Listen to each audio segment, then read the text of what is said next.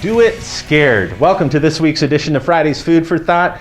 At some time in your career, it's going to raise its ugly head. We should not be judging ourselves for having fear, but rather by what we do with it. Now, professionally, fear may tempt you not to tackle the things that you should be doing, regardless of circumstances, policy changes, or market upheaval. Activities such as outbound sales calls, networking with professionals, or marketing will suffer if you give in.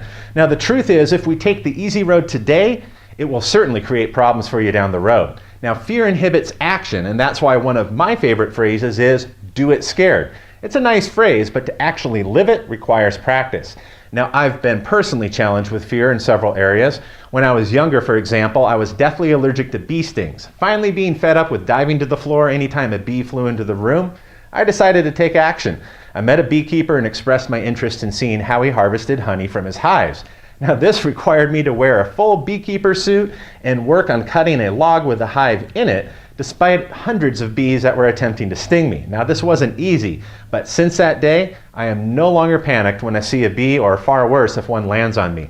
Now, I applied the same principle to public speaking with a private coach who helped me speak despite my fear and taught me how to channel that fear into positive nervousness.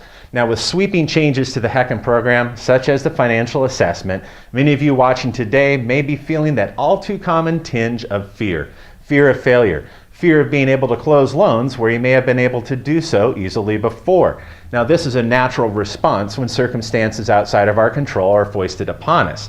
It is here, though, where our disciplined work habits and self-encouragement will be key. So look at the activities that lead to sales in your daily business and then vow to yourself to protect these endeavors despite what bad news may come your way.